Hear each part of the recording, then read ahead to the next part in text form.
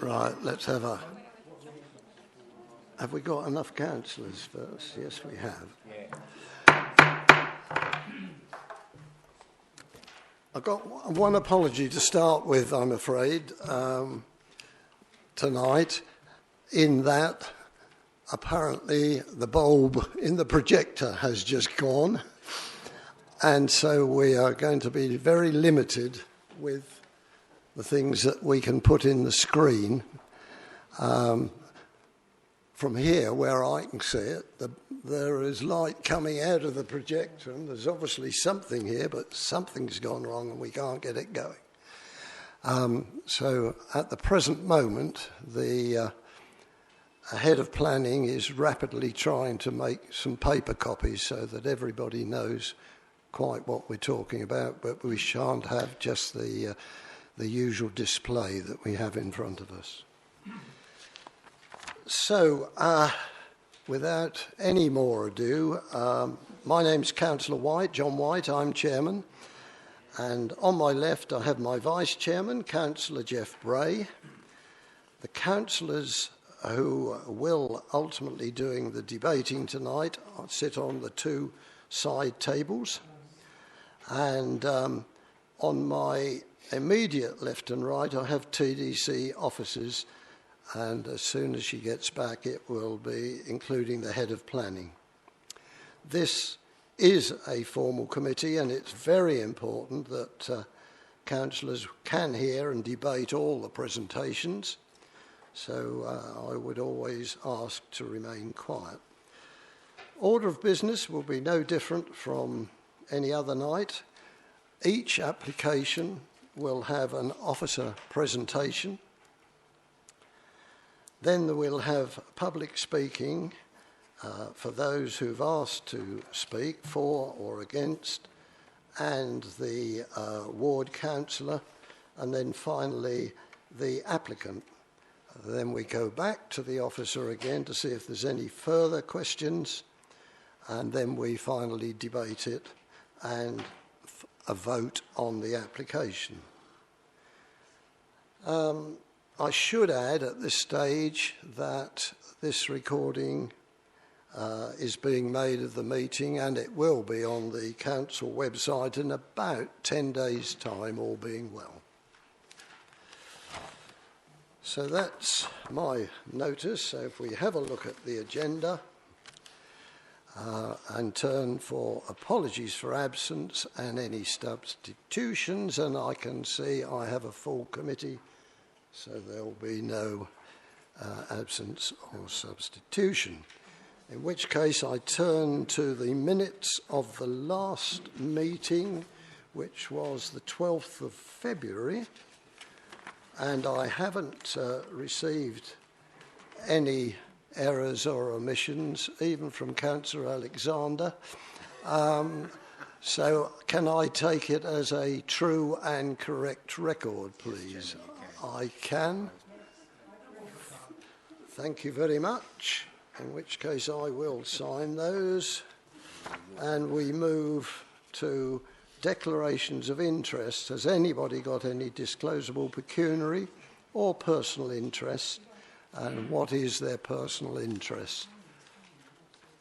So nobody's declaring anything. Right. Thank you very much. I haven't received any questions under Procedure 37 this evening. And that being the case, we can turn to agenda item 5. Those of you with an agenda, it's on page 21. This is planning application number 19/01475. This is a detailed application for land east of Bromley Road, Lawford. And I turn to Mr. Faulkner, who will guide us through this one. Point of order, Mr. Chairman. The public haven't been given copies of the slides that the council is going to be able to see, and I think in regards to that, they ought to be provided to the public so that they can see the same as the council. I think that's probably the case, and they are being run off as we speak. So hopefully we will have them very shortly, but sing out if we get halfway through before we make the decision and you haven't actually seen them. Right, Mr. Faulkner. Thank you, Chairman. The application before us is a reserved matters application with details of appearance, landscaping, layout and scale pursuant to Phase 2 of the Outline Permission 1500876 outline, for including 140 dwellings, associated hard standing, boundary treatments, landscaping and drainage. And this is on land east of Bromley Road in Lawford. Turning to the first slide, or the hard copy in front of you, that sets out the application site area. That was the red line area is what was approved with regards to the outline application. The outline application was approved in April 2017, and that was for a total of 360 dwellings with access from Bromley Road to the west of the site and from Long Road to the east of the site and to the north of the site as well. It also gave consent for a new primary school access with off-road pick-up and drop-off parking, a community building with public accessible toilets, junior camping field, a village green, public open space, a playground and structural landscaping. And also for members' information, in terms of obligations on that, there was a requirement for circa 3 million of education contributions towards early years, primary and secondary school places, around 100,000 to healthcare contributions, helping fund improvements to Riverside Health Centre and or Lawford Surgery, and 14 gifted units in lieu of the full affordable housing provision to Lawford Enterprise Housing Trust. Turning to the slide after that, that's just an aerial view of the site. The site before us tonight, in terms of the Phase 2 site, actually sits in the, principally I guess it's the middle field within the site, where you've got the L shape to the west or on your left-hand side of your screen. That's essentially the Phase 1 part of the site, and the bit beyond that to the east is the Phase 2, and Phase 3 will be the field beyond that. Turning to the slide beyond that, we have the detailed layout for the scheme, colour coordinated in terms of the various house types. In terms of the application, it's a mix of housing sizes, a mixture of 2-bedroom up to 5-bedroom, principally detached, some semi-detached, and a very modest element of terrace units. As I said, there will be 14 affordable housing units. I apologise, it would obviously read better on the screen, but on the northern edge of that site you've got 2 areas, one showing yellow dwellings and one showing blue dwellings in between. Well, the yellow ones and that light yellow are the affordable housing units. So it's a cluster of 8 units on the left-hand side of that and 6 on the other, and that's a mixture of 2 and 3 bedroom units. In terms of the overall density, well, the outline scheme was for circa 23 hectares of accommodation, and that equates to about 15.65 dwellings per hectare. And that had a net developable area of 18.6 hectares, and that would still equate to a density of less than 20 dwellings per hectare. In terms of this particular scheme for Phase 2, it covers 6.3 hectares of the site, and with 140 dwellings proposed, that's a net or gross density of 22 dwellings per hectare, which in terms of what was de rigueur previously in terms of national guidance at 30 dwellings, it's still a relatively modest density for this particular scheme. So with Phase 1 and Phase 2, we are talking of 260 dwellings, and that leaves a residual of 100 for Phase 3 to come forward at a later date. One thing to note in terms of conditions on the outline and section 106, that up to 200 dwellings can actually be accessed from Bromley Road before the access to Long Road is actually delivered. So this scheme falls somewhere in between at 260. That's obviously taken you beyond the 200. Moving on, some various drawings just showing some of the articulation of street scenes within the scheme in terms of proposed layout. Very much traditional vernacular design, as members would have seen from the site visit. This particular part of the site will very much mirror and copy elements that are obviously built out on phase 1. These are various street scenes within the scheme, and turn to the next slide as well. Again, showing various street scenes. In terms of where it's notated number 6, you'll see there is an element of more chalet type development. 2 of the units fall in that category. But across the whole site, it won't be more than 2 stories in height, so no 3-storey development within this scheme. Next plan shows the landscape master plan, and the darker area notated on the right hand side of that screen near the top is a new area, local area of equipped play. So that will sit between the phase 2 and the phase 3 site. Clearly there's wider areas of open space planned along the southern boundary of the site, and certainly, as you would have seen from the phase 1 scheme, some articulation of open spaces as you come into the site as well. Moving on, that shows that in a little bit more detail. That's showing the access into the site from Bromley Road, with looking across the phase 1 site. And as you move through that, you can, at the back on the left-hand side of your screen, it's essentially the land beyond that, which will be further over to the left, will be the phase 2 site. Moving to the next drawing, that shows that in a little bit more detail, showing phase 1 in terms of the access to the site from Bromley Road.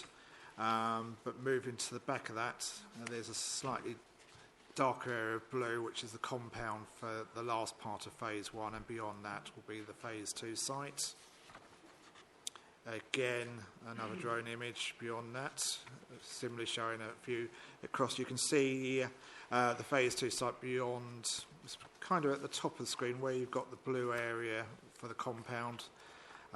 There's a couple of trees you can see, one tree in the centre of the site, and beyond that is the phase 2 site, and beyond that is the phase 3 site. I think this plan is a little bit more useful. That's showing the phase 1 site in a little bit more detail. I think it's probably moved on a little bit from that drawing, but it's showing the compound and work on the phase 1 site, and beyond that to the east, and that will be on the right hand side. Sorry, Chair. So I have no idea what page you're on. Okay, they're not numbered, unfortunately. They're not numbered, unfortunately. No. Just read out the name at the bottom Well, they all say drone images, unfortunately. So it's the very last one of the drone images. Yes. You move the drone images. So the last one of those. So the very last one, Yeah. which I think shows that probably more in context. It shows the phase 1 sites, and as I said, on the right-hand side, your copy there will be the phase 2 site, and you can actually see the hedgerow demarcating. That will be the phase 3 site beyond that, and that will obviously take you over to the new long road access to the site, and you can see the river estuary beyond that.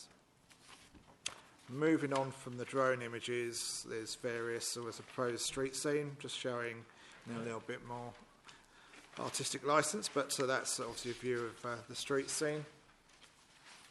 And another one showing it across the new open space, the leap area. As I said, that's on the eastern part of phase 2, so showing dwellings fronting onto that space. That's plots 247 to 252. Another image beyond that showing plots 254 to 257. A mix of details, as you can see, in terms of red brick and more stock brick there as well. different detailing, adding to the interest of the scheme. And beyond that, we've not particularly easy to read on this level of plan, but there's various elevations and house types, starting with the Grace and moving on through. You've got various other drawings of various other plot types.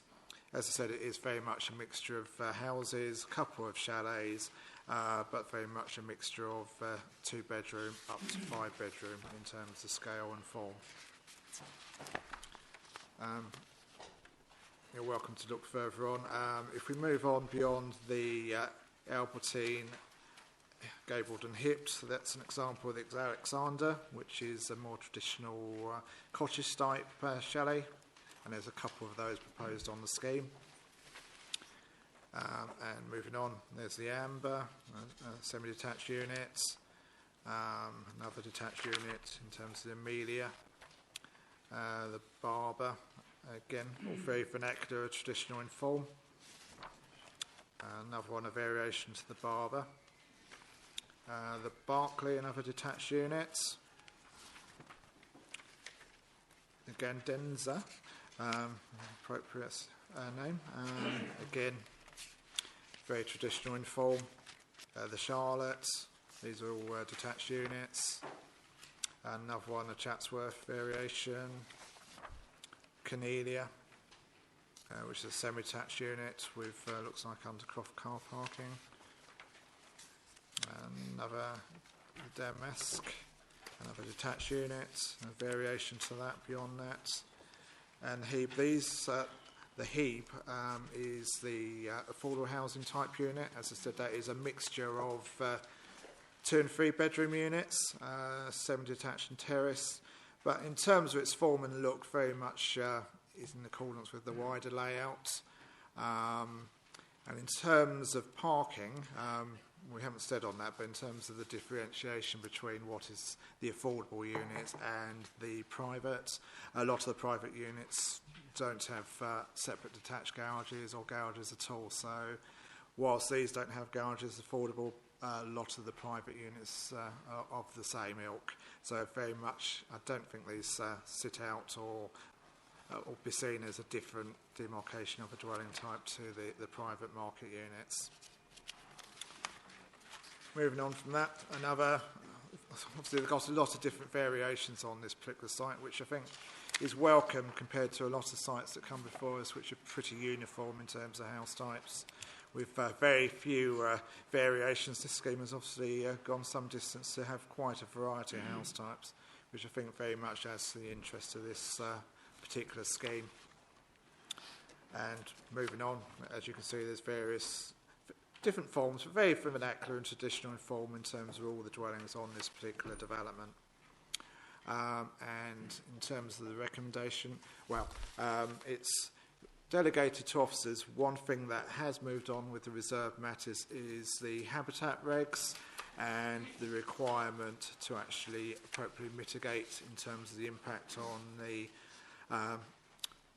Stour estuary in this particular case, and the applicant is willing and able to provide the contribution, which will be tied up through a Section 106 unilateral undertaking. And the recommendation is for approval. Thank you, Chairman. Thank you very much. Now, on this particular item, you will have read in the agenda, there is no member of the public speaking either for or against the application, and you'll have seen that the Town Council, Lawford, are supporting it exactly. There's no member from them, and none of the ward members are here either. So we go straight to the applicant or his agent, Mr. Vogt.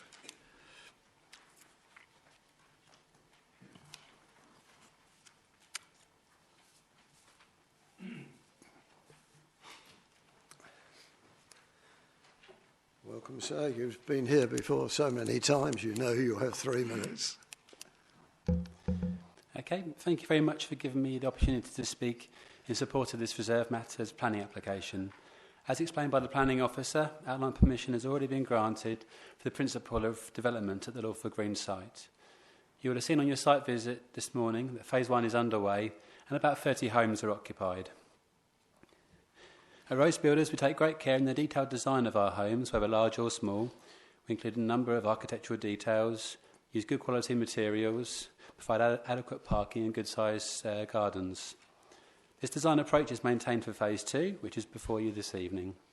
A detailed application for Phase 3 is being prepared and will be submitted soon. It also continues this level of high-quality design. The Phase 2 layout incorporates existing trees and hedges to soften and make focal points within the new streets. New trees are included alongside the new streets, and an additional play space is shown too at a focal point at the site. There is also the continuation of a perimeter trail along the southern edge of the site, where residents can take a pleasant walk.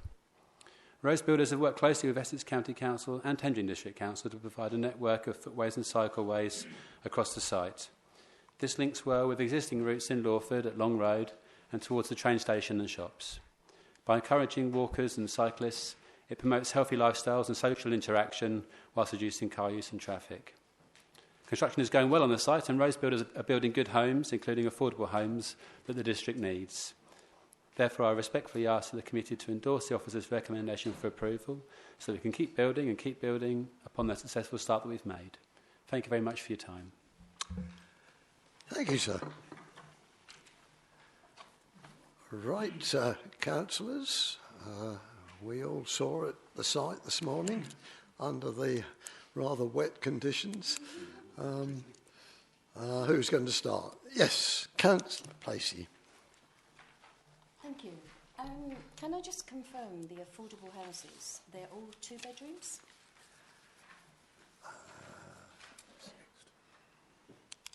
Oh, sorry. Yes, in response to that, it will be a mixture of 2 and 3 bedroom. As far, certainly in terms of the drawings, it reads as 2 and 3 bedrooms. Do you want to follow up on that, or are you happy with that? You're happy? Another one, right. Shove your microphone on, if you would. That's it.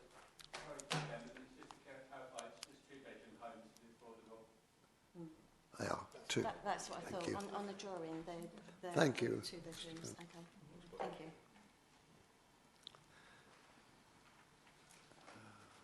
Right, Councillor Alexander. A point of order, if I may, Chair. I received tonight the addendments to the original agenda. I'm going to be honest, I haven't had a chance to look through them. I've thumbed through them now. Could you give us direction on how we are to receive this addendment? Is this as noted with knowledge, or is this a part? Does this form part of the main agenda? Yes, I'm going to ask the officer to answer it, but I've just been going through the same exercise as yourself, so I'm going to ask Mr. Faulkner to comment on it. Thank you, Chairman. The additional addendum I've circulated this evening was just really to set it out a bit more succinctly what was actually being amended in terms of the planning conditions. So in terms of the alterations and additions to the Planning Committee agenda, which is before you, if you start at the first page, well, Condition 1 is essentially the same, apart from the addition of 2 plans at the end of that, which is 981 S 004 Revision B and 003 Revision A. So they've been added to Condition 1, which actually means there wasn't a need for Condition 2 to be imposed. So if you turn to Condition 2 and turn over the page, as is stated in the officer's note there, that condition was looking to be removed because it can actually be inserted into Condition 1. And going through the various other conditions, well, in terms of what I've circulated tonight, that's trying to make it a bit clearer. There's some conditions that have been removed and it's been reduced down from what was originally recommended. The reason for that is in terms of what conditions were imposed on the agenda, a number of them have actually been imposed on the outline consent, essentially. So they were really being duplicated through this new application. Where there's a couple other amendments, it's more to do with drawing numbers being updated to be more reflective, which is what's before us. For example, in terms of, let me see, condition number 8, well, that was proposing a residential travel information pack. Well, that was actually imposed on the outline consent, so there was no need to actually reimpose this on the reserved matters. There was a couple of errors that those conditions shouldn't have been reimposed, so it was to tidy it up and make sure the outline and the reserved matters are reflective of each other and not duplicated. Yes, please do. So it's fair to say that in the short space of time that I've had this before me and speed reading it, although it forms part of the main application, and to justify its role within the main application, we can accept it as being a noted piece rather than go into a deep minutiae on its content. Correct. Yes. Right, yes, Councillor Colthorpe. Just an observation for the agent, really. One of your house type names is actually a racial slur in the United States and to some extent in the UK as well. If you want to stay till the end, I'll let you know which one it is. Thank you. Right. Right. Yes, Councillor. Yes, please. Yeah. Councillor Placey. It's just a small point. On page 41, the financial contribution to these brands for the one dwelling proposed. Oh, I read that. Yes, Chairman. I did think you'd pick up on that faux pas, but it should be for the full 140 dwellings, not just for one. So I think the developer would get off quite lightly if we were to impose that. Yeah, I see what you mean. Yes, Councillor, please. Okay, thank you, Chair. Okay, first the good points. Looking at this proposal, the parish council, no objections. District councillors, no objections, and from what I can work out, there's no objections from the public as well. So, I take on board what the local councillors and the parish council think, and the public, obviously, very seriously. And to get their sort of vote of confidence in this, I think, is extremely important in development such as this. So that's the good point. There are other good points here. They are providing much needed homes for the district. I like the cycleway design that they've implemented as well. And today we found out that they are also putting in the design provision of electric car points as well. And I think that's very good. And I think that all developers should be encouraged to do so moving forward. So that's good. The disappointing parts, or the worry for me with any large development such as this is the pressure that it puts on infrastructure. And whilst the outlining has already been agreed on this, there's not what we can do in terms of that.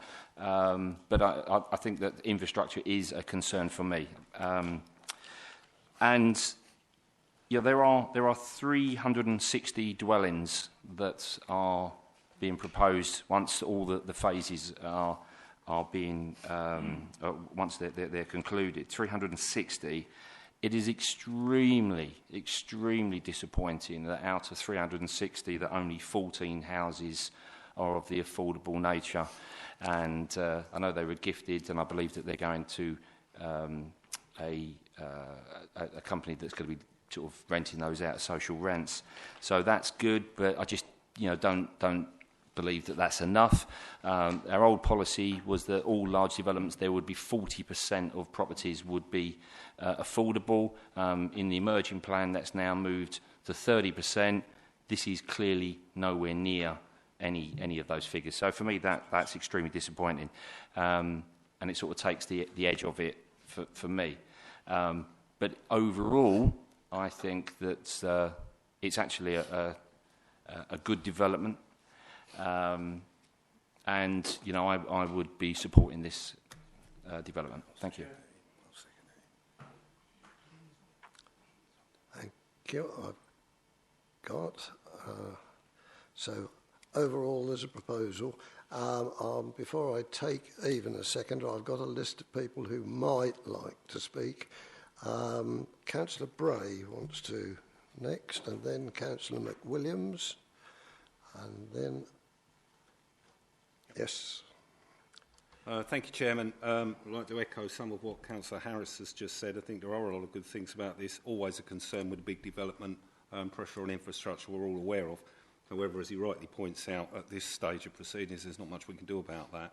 I too am very disappointed only 14 affordable houses came from that. All of that said, this does look like a particularly well-designed and good development, and we've certainly seen far worse. I think it's fair to say that. A couple of things I'd just like cleared up. I'm happy to second if nobody else wants to, but a couple of things just to be sure. The second access point, I believe the trigger point is 200. Can you tell me, please, is that occupied or built?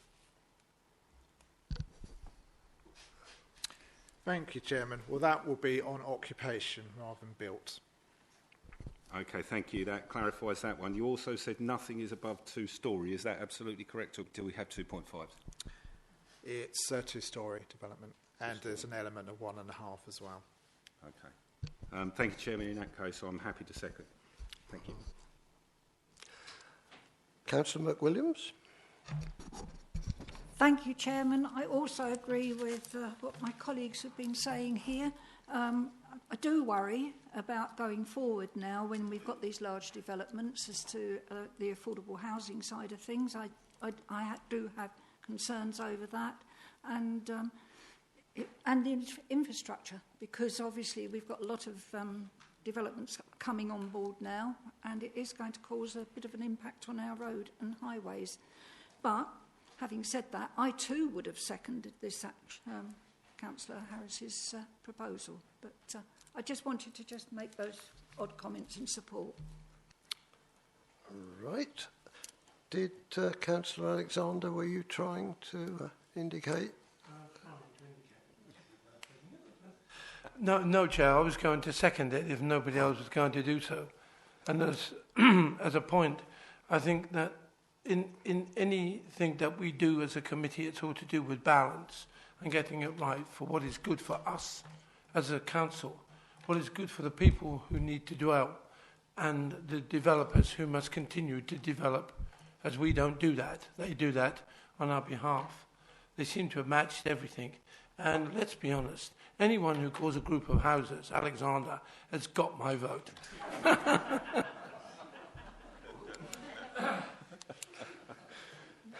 I'm sure they'll invite you to open it, Councillor. I'm sure they will. Don't make it worse. Right.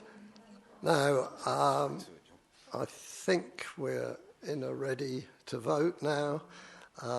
It's proposed by Councillor Harris that the recommendations appear on page 22, or page 41, sorry, and they have been amended or corrected with the green sheet. So that's what you're voting on. And so I'm going to ask for those in favour, please show. And that is unanimous. The application is approved.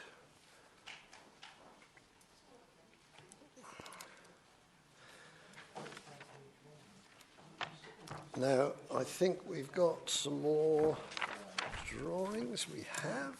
Lovely. Thank you very much. Just pause for this one while they get issued. I'll share with John. Yeah. Not a problem. We'll cope. Me and John, we're close friends. We are. They're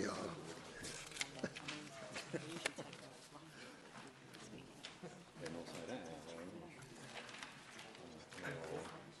Page 2, page 49.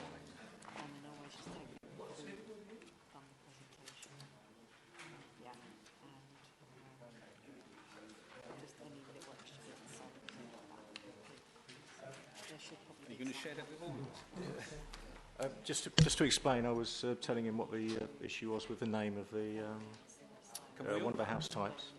Please, can we all know? Can we all know? Because I've got no idea. Oh. No. Right, now, has everybody got a copy of the item 2 of the agenda, including visitors at the back that want it? Yes, they have. Excellent. Good. Right, in that case,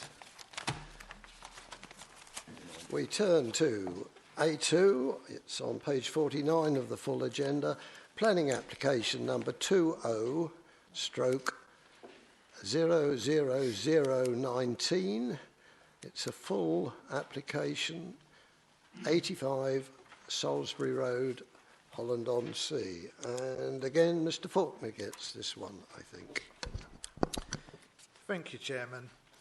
Well, as members may recall, this application, or this site, came before members last year as well in terms of a report to the June 2019 committee. It was for what is the same application as is before us today. That application was refused, and as is said at paragraph 1.4 of the report, it was considered to be a narrow plot width, being cramped appearance, not appropriate to its setting, and which would appear out of character in terms of its siting, to serious detriment of the immediate street scene and the character of the area. That decision was subject of an appeal, and that was dismissed on the 13th of December of last year. However, the only reason for refusal was on a legal technicality in terms of a unilateral undertaking not being signed. And that related to the RAMS payments in terms of obviously mitigating the impact of the development in terms of European designated habitat sites.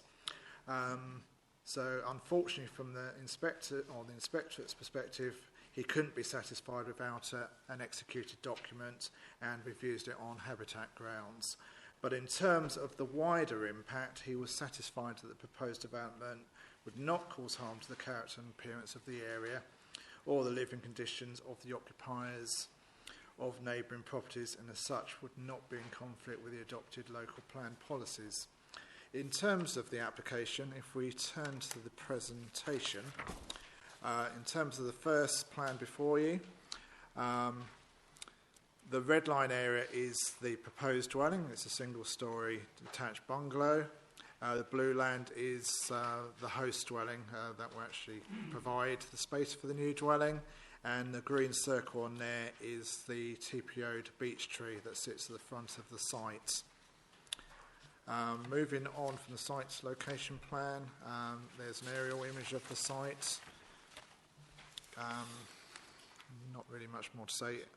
In terms of the street itself, well, in terms of Salisbury Road, it very much is made up of a mixture of houses and detached bungalows of mixed width, and certainly the inspector, in terms of his consideration of the appeal, he did very much reflect on there was a variation to the width of plots, and in that regard he was satisfied with this particular site. Whilst narrow, the site could accommodate this particular dwelling. Moving on from that, we have some, as you would have seen from your site visit today, the first view is looking to the front of the existing dwelling on the site, which is the detached bungalow, and where the proposed dwelling will be placed is where you can see the detached garage, which is currently set further back from the dwelling, but that will be demolished and a new dwelling will be sit essentially within that gap between the existing dwelling and the side boundary of properties that sit at right angles to the site on Princess Road. Moving on from that, we have a view across the northeast of the site. That's essentially looking at it from Salisbury Road again. You can see the driveway and the garage, which will be demolished, and the dwellings you can see on the right-hand side of that screen are the detached dwellings that front onto Princess Road. And you can just see in the top of that the preserved beech tree. Moving on again, that's a view to the east of the site, looking towards properties on Princess Road. So that's a view looking east. Another view beyond that is a view looking to the rear of 85 Salisbury Road. Next image beyond that is a view from the neighbouring property which fronts onto Princess Road, looking across towards the site. Slightly more detailed, moving on to the block plan, you can see in more detail the proposed dwelling, which is very much a linear form of dwelling. The dashed green line is the protected zone or the root protection zone for the beech tree, which is subject to a tree preservation order. The dwelling was moved back to make sure it sits outside of that protected zone. It has been subject to consultation with our internal landscape officer, who is satisfied that the tree can be protected and the site dwelling will sit outside of that protected root zone.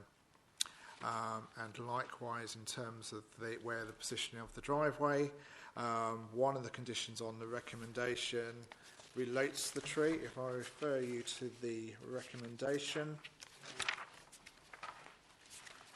condition number 6, there was a slight variation in terms of what was submitted under the arboricultural impact assessment hadn't been updated to reflect the latest version of the drawing. So this dwelling is to make sure that's clarified and that is rectified with the arboricultural impact assessment being updated to reflect the block plan and the positioning of the dwelling on the plots. As part of that condition, we are also looking to ensure that any hard surfacing beneath the canopy area, which would include the driveway, would be designed and constructed in such a way to protect the tree and minimise ground compaction. Moving on, and lastly, we have the elevations for the dwelling. So you have the front elevation, so it has a hipped end. And one of the observations from the planning inspector in terms of the relationship with the houses on Princess Road, which sit to the east of the site, is he was satisfied, given the hipped nature of the roof and the single-storey form of the dwelling, that the relationship with the houses on Princess Road would be satisfactory, as it would be with the host dwelling on the bungalow next door. And the recommendation is delegated to officers to approve, but subject to the a unilateral undertaking being signed and completed, which will deal with the habitat regs. And what has moved on from the previous recommendation is our open space team has said there is some elements of insufficient open space provision within the local area. Paragraph 6.28 of the report refers to that. So there is currently a deficit of 17.68 hectares of equipped-to-play open space within the Holland-Clacton-on-Sea area, and accordingly they have actually requested a financial contribution towards improvements to the play area.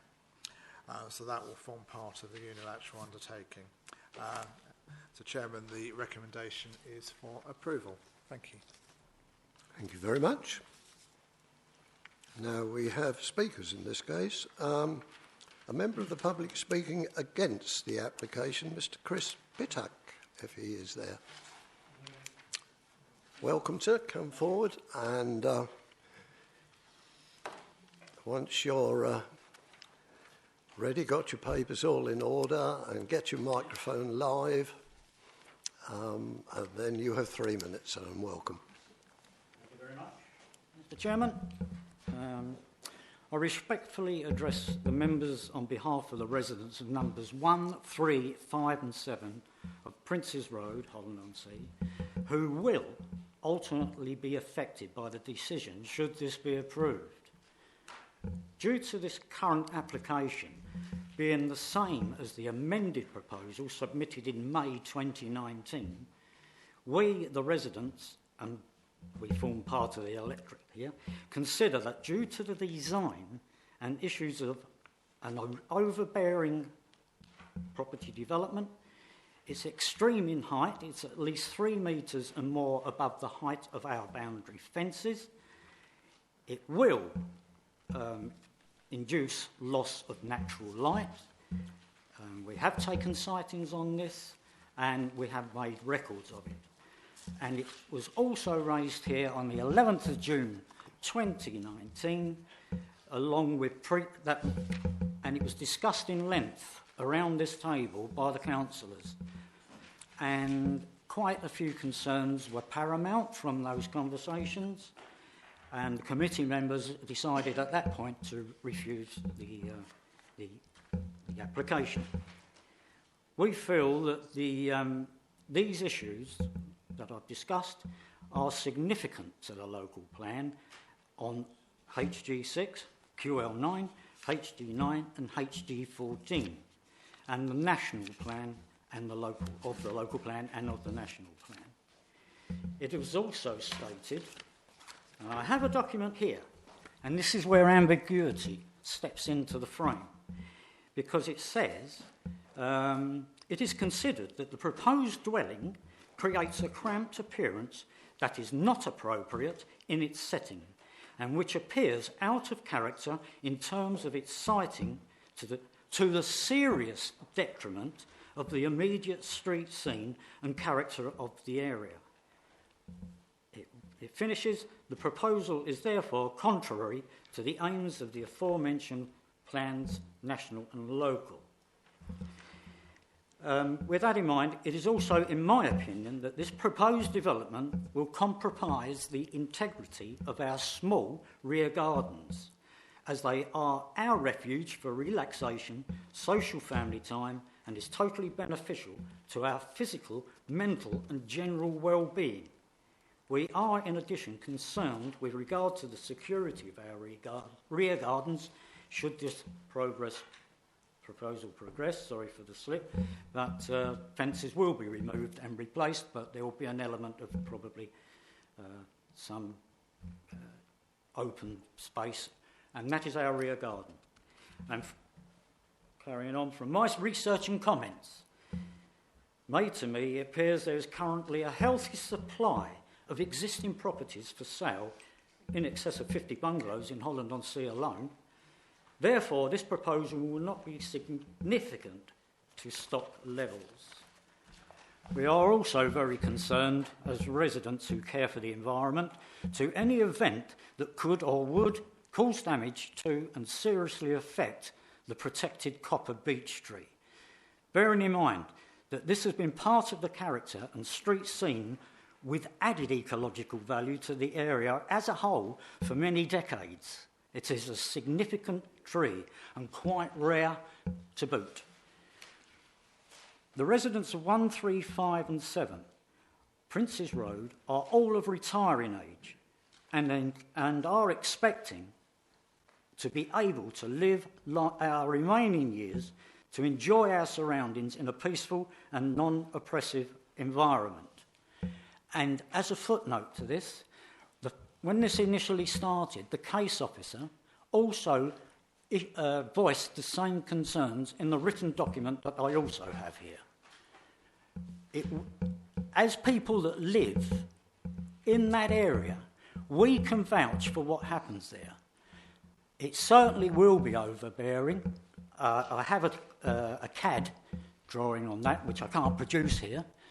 It will also affect, as far as loss of light, natural light and sunlight, the properties at number 1, number 3 and number 5. Number 5 being the early, mid to late afternoon, and number 1, mid-afternoon, and to number 3, mid-afternoon to late afternoon. It will cause casting and overshadowing. Thank you very much. Thank you, Mr. Chairman. I'll close on that. Thank you very much indeed. And now the ward member. Yes, Councillor Winfield.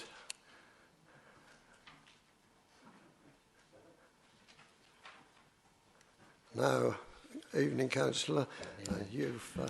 You have up to 5. I'm a bit confused here because when the planning team leader said it was refused by the planning, not for the signing. The signing was by the inspectorate, not the planning. So I'm a bit confused about what you said when you opened up. Yeah. To my knowledge, it was refused by planning. It then went to the inspector, and the Well, it had been inspector refused before that. Yeah, see? by this committee, actually. Yes, Before that. correct. Yeah. And then the inspector overruled it, but was a very powerful overruling decision. We'll talk about that in a moment. Straight to I'd you. just like to point that out. But nothing's really changed since the last time we was here, really. These people bought a house, as you can see from this photo, with 5 metres high on the back of their fence, and it's a small garden. They're going to be sitting in the shade, especially with this virus about. You've got to keep at home, haven't you? But apart from that, we've got a good planning committee here. It's one of the best I've seen since I've been a councillor. And it's so sad that they put so much work into it, and then someone puts an appeal in, and it undermines them all the time. And I've actually heard builders say, "Oh, don't worry, we'll put it in for an appeal." I've even wrote to the inspectorate, the Secretary of State I've even wrote to. Something's got to be done about these appeals, because you guys work hard and they're just going over here. And as I say, they've put all their money, all their savings, and now they won't be able to sit in their garden. But I won't carry on because I said that before. So. Okay, thank you. Thank you very much. And now the agent, Mr. James Thomas, if you're here, sir. Yes.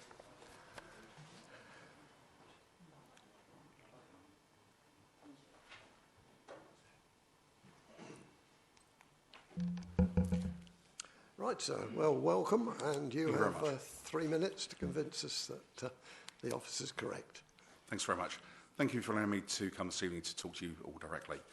This application is exactly the same as the previous one for the development of a single-storey dwelling where the proposal was refused by this committee, contrary to the officer's recommendations last time. Although the application was dismissed at appeal on the 13th of December 2019, the sole reason for this dismissal was that the council only submitted the signed but redacted unilateral undertaking not described in the committee report. The application agreed to provide the financial contribution to secure the necessary mitigation for the effects of the proposed development of the European designated habitat sites. In every other respect, the inspector supported the proposal. Costs were sought against the council at that stage, but denied on the basis that the members are entitled to reach a different view of the proposals from officers. In this repeated application, the application was assured it would be supported by the officers as speedily as possible in view of their omission during the appeal process. However, this application is again before you, quite correctly, with a recommendation to approve the proposal that has been accepted by the inspectorate. To refuse the application now, against the recommendations of the officers and the inspectorate, will result in a delay, a further appeal, and seeking costs against the council. It is requested that you support the officers' recommendation in approving this development tonight that is in line with the government's and local planning policies for more dwellings within the town that has been found to be sustainable development by the inspectorate. In response to the letters of objection received over the last few weeks, item 6.5 of the report quite clearly states, "It should be noted that in other respects the planning inspectorate was satisfied that the proposed development would not result in any harm to the character and appearance and of the area, of the living conditions of the occupiers, of the occupants, of the neighbouring properties, and as such would not be in conflict with the adopted local planning policies." Adjoining neighbours in their objections have also made comments in relation to the birch tree. A revised statement from Mr Clive Dawson has been posted on the portal system, and I will reiterate what he has said. I can confirm that the site layout plan showing the construction of the building in a position that does not encroach into the root protection area, in brackets RPA, of the protected beech tree is sufficient to demonstrate that the development proposal will not cause harm to the protected tree. Based on these facts, we hope you find in favour of our proposal, and many thanks for letting me allow you to speak this evening. That's what I have to say. Thank you very much. And nothing that Mr Faulkner needs to add at this time?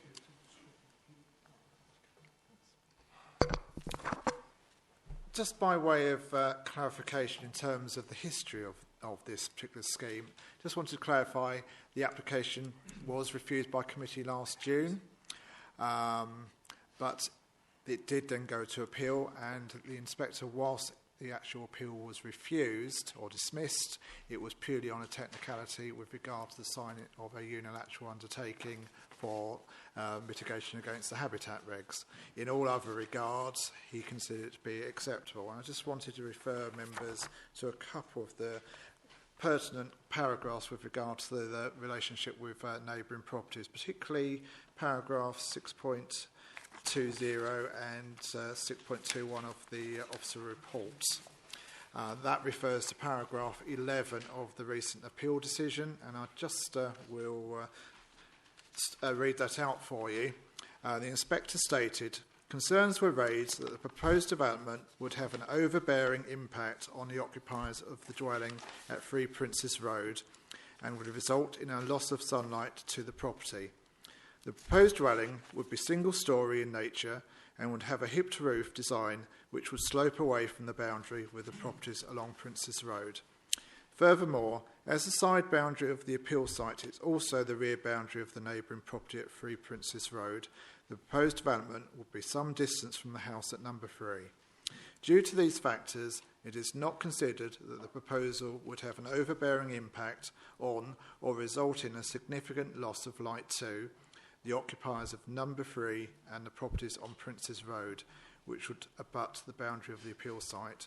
And he concludes on that particular point, he says, and would not harm the living conditions of the occupiers of the neighbouring dwellings, and accordingly would not conflict with policy HG14 of the Tendring District Local Plan 2007, which seeks to safeguard the amenities and aspect of adjoining residents. Thank you, Chairman. Right. Councillor Alexander. Thank you, Chair. I'd like to go, starting at page 57 on 6.26.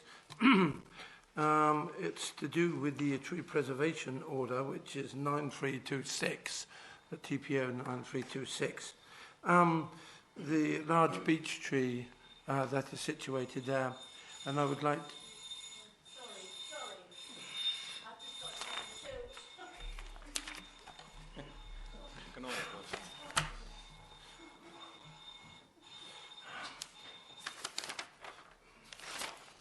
Right.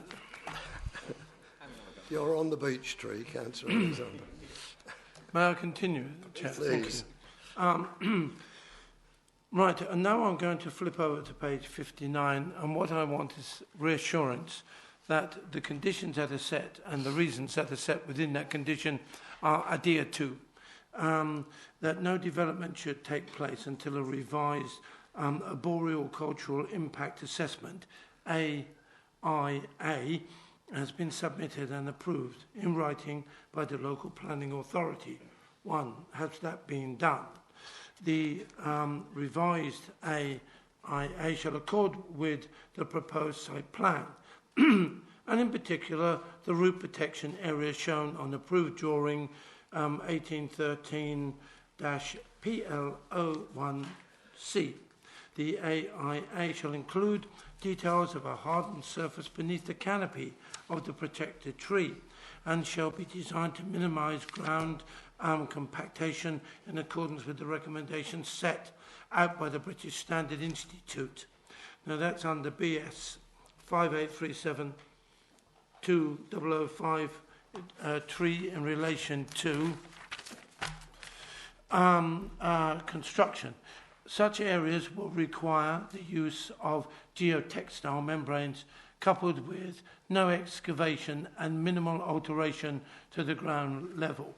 Could you assure me that that condition that's in there will be adhered to during that time? But I will say, as an afterthought, I believe that in the previous application, the tree officer was used a much stronger language in his concern over this, and he seems to have now changed his direction somewhat. But looking at the work that has been carried out by the developer through a tree surgeon on the tree. It's excellent work, and the tree is in fine fettle, and it's obviously being well looked after. So that's a good thing. But the condition, can you reassure me that the condition is there and it will be adhered to? Thank you, Chairman. Well, just to clarify, the reason for imposing the condition is there's a discrepancy between the AIA in terms of the plan it refers to and the plan that's actually before us for approval in terms of the siting of the dwelling. The dwelling was moved back to make sure it was outside of the root protection zone. So what we're looking for is for the AIA to be updated just to reflect that. But in terms of condition, it's robust, and clearly any works within the canopy of the tree will be subject to approval. And in terms of materials for the driveway, that's the particular reason for that condition. Will have to be of a form and type that doesn't lead to compaction of the ground, and potentially will have to be of a no-dig form. But there's no reason with a driveway that shouldn't be the case, and we can seek to make sure that occurs. Chair, wish to return, please. One part of the question, if I may, return to that, is the AIA, that the assessment has to be submitted and approved in writing to the local planning authority. I'm assuming that's been done.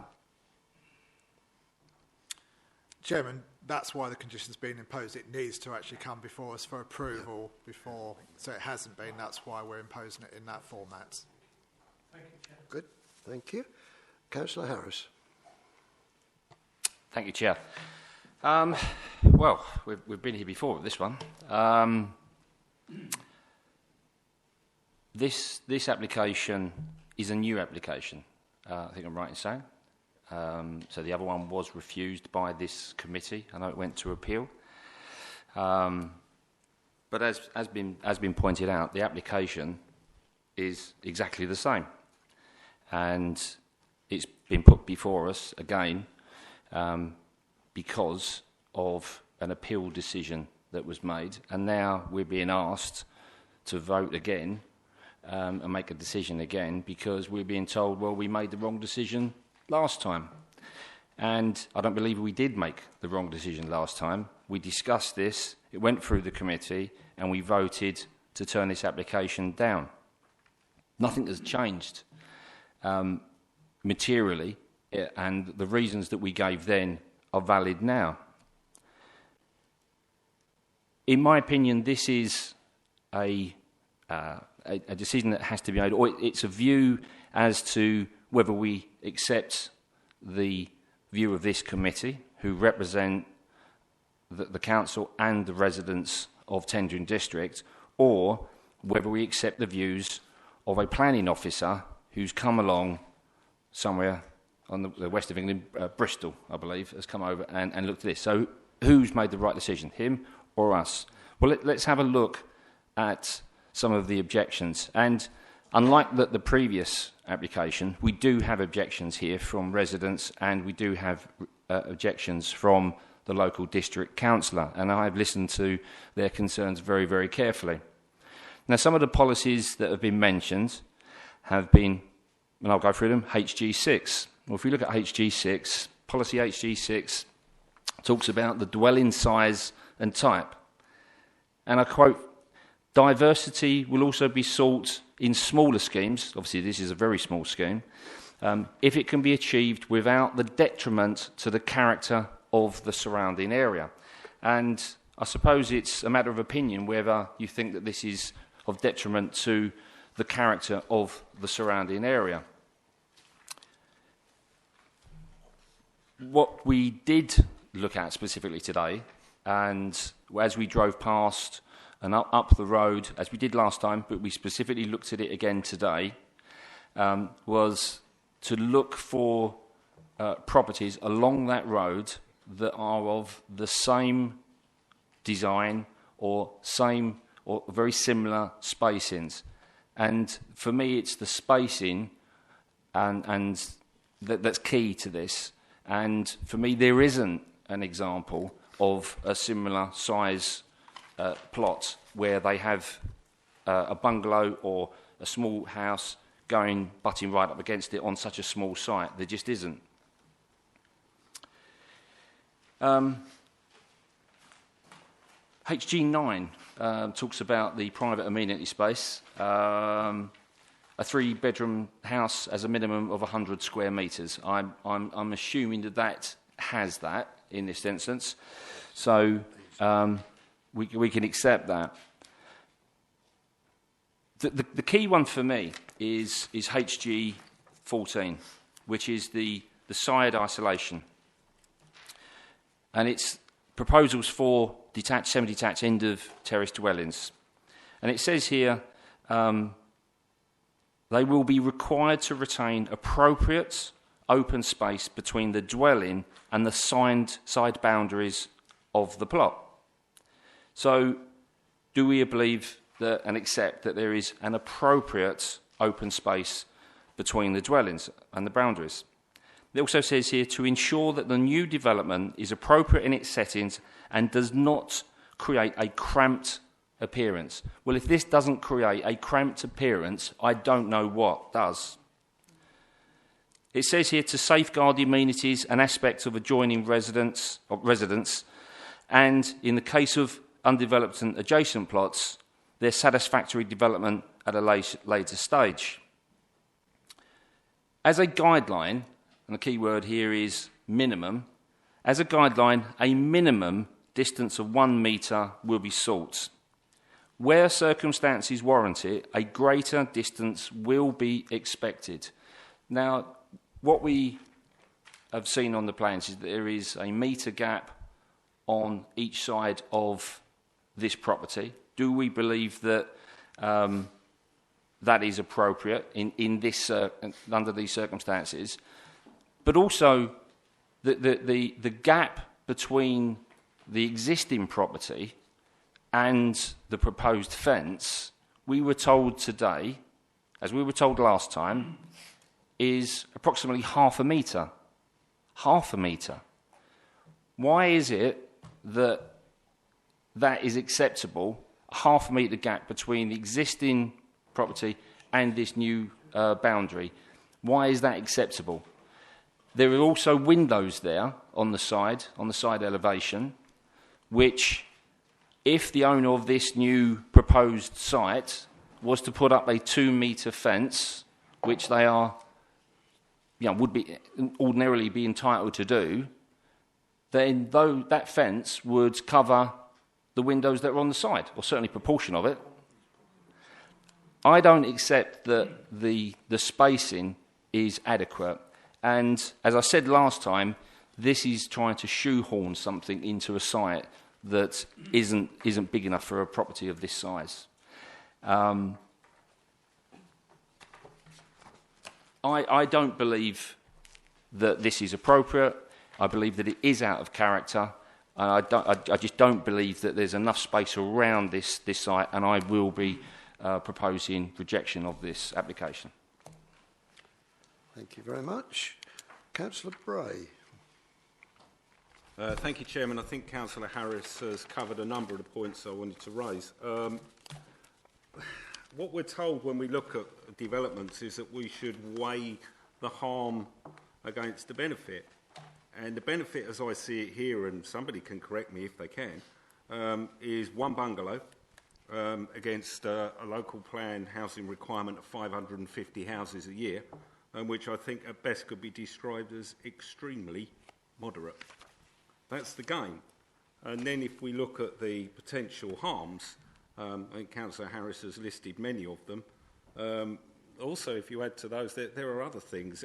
I note that any car parked on the front there would have to reverse into the main road to get back off. That seems to me like a bit of a health and safety issue there. Additionally, I note that the front door, which is located on the side of the building, down a very small alleyway, opens outwards, which I would suggest creates yet another health and safety issue. So there are 2 of those. I can't get past the fact that we did discuss this at length, and we really did look at it, and I think we looked at it as fairly as we could, and we couldn't help noticing that what was happening here was that a property that's too big for the space was being pushed into the space, and we spotted that last time, and strangely enough, most of us seem to have spotted that again.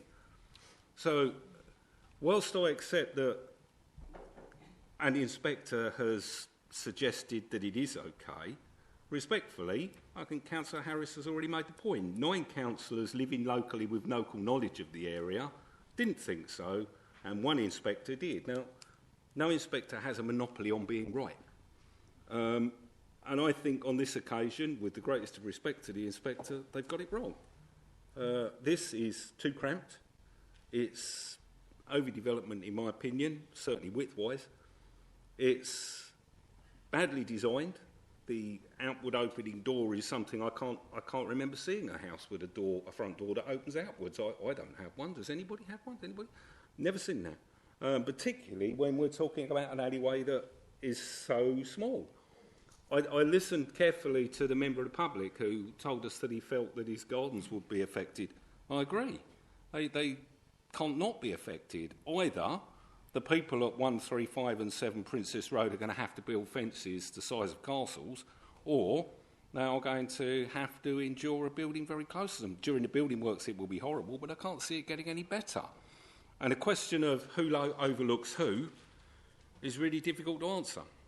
There's also the extra point in that currently, obviously, the owner of the bungalow, I believe, is happy with the development, but future owners of the existing bungalow may not be. They might not like the idea that there will be a fence within half a metre of their bathroom window, which I believe is the case. There's certainly an obscure window at the side there that would be within half a metre or so of the fence. I can't believe anybody would choose that.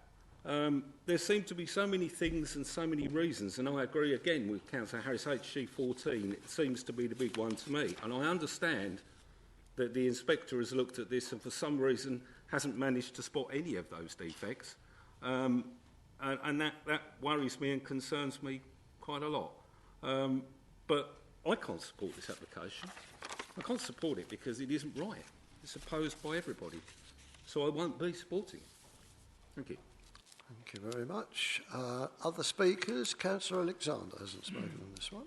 Yes, he is.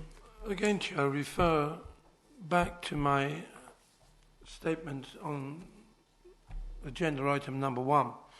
It's a question of balance. And I understand entirely what you were saying. The tree officer produced recommendations for the last agenda in June of 19, I believe it's June of 19, when we looked at it to begin with, and now that has changed. The conditions are in there to protect what I personally brought out last time, and I'm bringing out now. Those are there. But we have not seen this through the eyes of the inspector, and neither do we have that final say. We can stop it at this point. And at that point, we will do that. But almost certainly, having read the inspector's report, and my time, like us all, I've read vast amounts of these and taken part in many public inquiries. I've never seen one come out quite so strong. It's almost like he is saying to us, if it comes back to me, that's it. So long as all the nuts and bolts are in place and it's ticked in the right area, that will get permission from myself. And so I need to now decide from a balance. What I needed was confirmation that the AIA would be submitted. That's going to be done. So that satisfied me on that. But it's also got to satisfy me that am I going to be plundering our council into a decision that might cost us vast amounts of money, which he can do. He has that right. Chances are he might say, no, expenses, that's fine. And away we go. But we don't know, could be a different inspector. We're not 100% sure, but the chances are it could be the same one. So looking at the whole balance in that, I'm very reticent to back a refusal. Maybe what we're looking at here is not what we want, but it's what's going to happen in the future. As land becomes harder and the need to build houses, no matter how many, is the requisite and a government initiative. Yes, Councillor Fowler, I beg your pardon. Thank you, Chairman. I recall the last time this application came before us and what a difficult decision that it was for all of us to make on this one. And again, the same again. And as it has been pointed out, this is the same application, but as Councillor Alexander has just said about the appeal decision made by the inspector was quite strong, which I read with interest. And also, we have said on many times here on this committee that we listen to our residents and also the parish councillors that represent them as well, and of course the ward members, to their feelings on some of these controversial planning applications. And it does, it's one of those balances, as has already been said, as to what do we do and the consequences. Well, something else that's been said many times at this committee is if we can't stop it, we can control it, which I cannot support the refusal on this one, so I would support the approval, but with the conditions to control the development. Thank you, Chairman. Thank you very much. Councillor Willis, did you wish to? No? Right, in that case, next on my list is Councillor Colthorpe. Thank you, Chair. Just to say, I completely agree with everything said by Councillor Harris and Councillor Bray. Councillor Alexander's comment about vast costs, this will basically be done, if there is an appeal, which is hypothetical, but assuming there is an appeal, it will be done on the basis of written submissions. We would only incur costs if the inspector felt we'd behaved unreasonably, I believe. If we give valid reasons, and we've heard, in my opinion, several valid reasons, I don't think we're very likely to incur costs, and I'm not sure that's something we should be considering tonight anyway. Obviously, Council Finances is something we do consider, but I think this is a modest amount of money that we're risking here. Thank you. And Councillor Harris again. Okay, thank you. I just wanted to bring up one additional policy, which I didn't mention, but it has been raised by residents, and that's the policy of QL9, which is design of a new development. And I'll read it again. All new developments should make a positive contribution to the quality of the local environment and protect or enhance local character. Planning permission will only be granted if the following criteria are met. New buildings, alteration structures are well designed and should maintain or enhance local character or distinctiveness. The development relates well to its site and surroundings, particularly in relation to its siting, height, scale, massing, form, design and materials. And I personally don't believe that this development does any of that. And I find it absolutely astonishing that a planning inspector could come to the conclusion and the report that he made. So, I stand by my proposal to refuse this. I was elected to represent not just the council, but most importantly, I was elected to represent residents first and foremost, and that's what I'm doing. Is to represent them as the best of my ability to make a decision which I believe is fair and proper. This is a matter of what's right and wrong. This is a wrong proposed building in the wrong site, and I cannot support this. And I would urge, if this does go to appeal, I would hope, number one, that we had a different inspector. Two, we hope that with our robust refusal of this, that the planning inspector actually, and it's he that actually reconsiders his position. Thank you, Chair. Right. No? Councillor Alexander now? No, sorry. Just a matter, sorry, have I? Yep, okay. Just a matter of some interest. I too was elected to represent the people, and I do represent them strongly. I don't want people to walk away from here thinking that the battle has been won when someone somewhere in some obscure place from Bristol is going to return and say, no, that's not right. I don't like that. And I made that same decision some time ago in the Princess Theatre over a very controversial planning application. The people had had enough and they needed to find closure. And this is what we need to be doing here. As I reiterate, I don't know what was in the planning inspector's mind.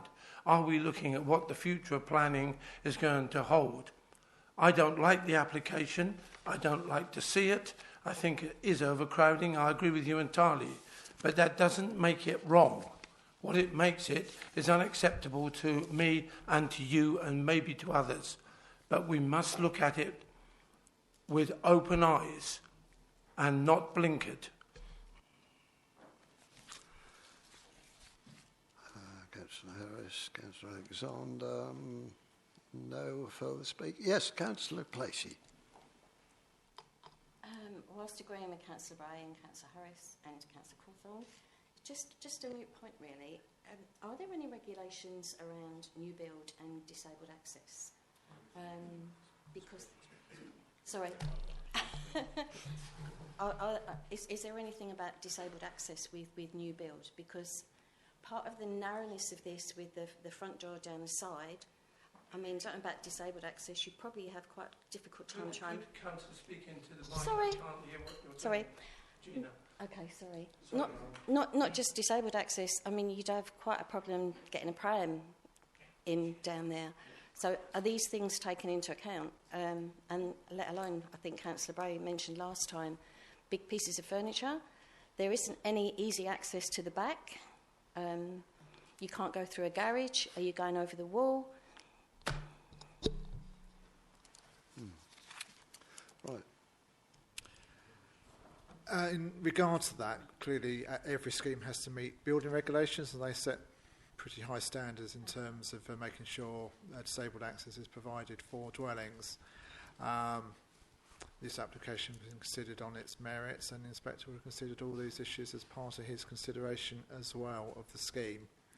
But in terms of they will have to meet building regulations in terms of the scheme, and that's what's before us.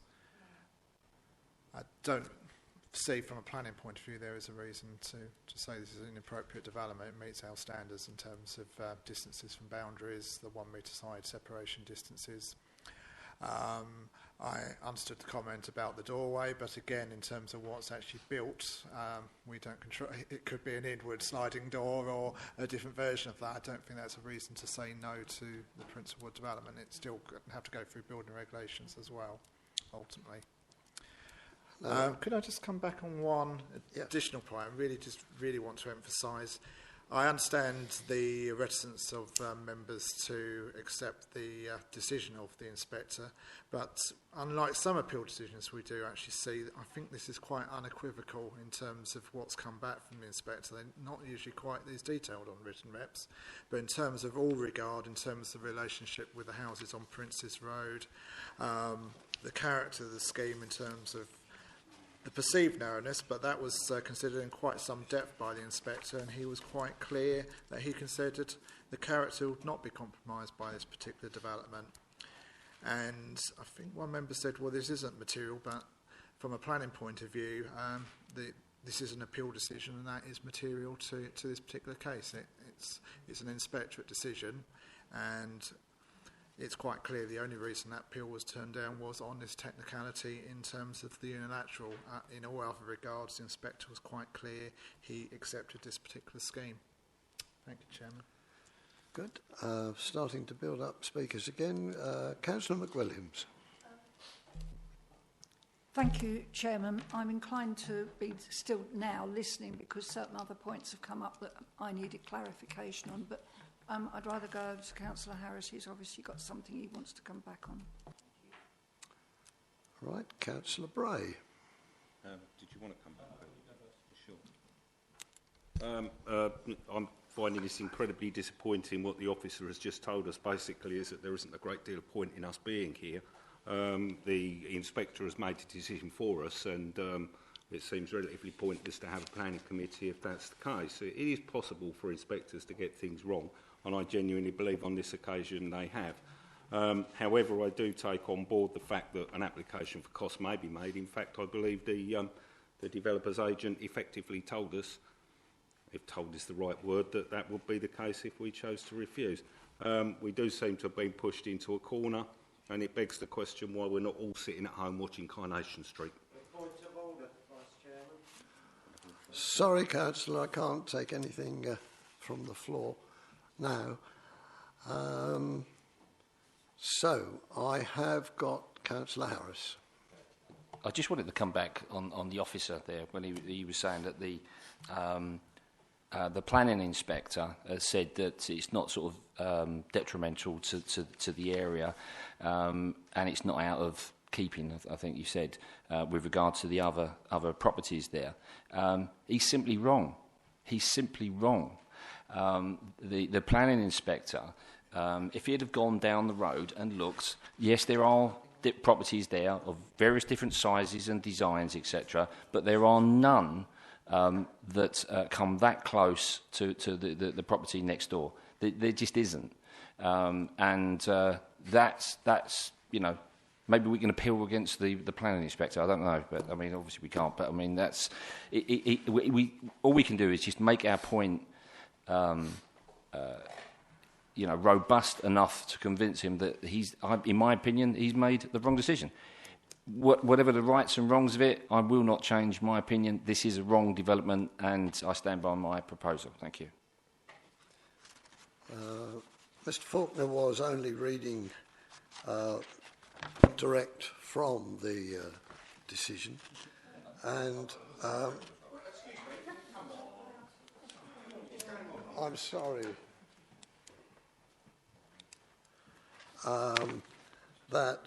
He says the proposal would not harm the character, and therefore it's not in conflict with HG 14, which seeks to ensure that any new development is appropriate with its setting and does not create a cramped appearance. The design objectives within the MPPF. So that's what he's saying, and that was what the advice that the officer was giving you. Right. Order, Mr. Chairman. Policy Com 1, access for all, directly contradicts what the officer has told Mrs. Placey. I'm sorry, Mr. Everett. You are well aware of the rules under which we're working. The information is there for you. Right. Now I have got Mr. Harris, or Councillor Harris, so far. If nobody wishes to add anything else, okay, yes, Councillor Calthorpe. I'm not sure this is appropriate, but could someone tell me what Com 1 is? Yes, please. Is it in any documents we have with us? Thank you. Sorry. Appropriate, otherwise we need to know.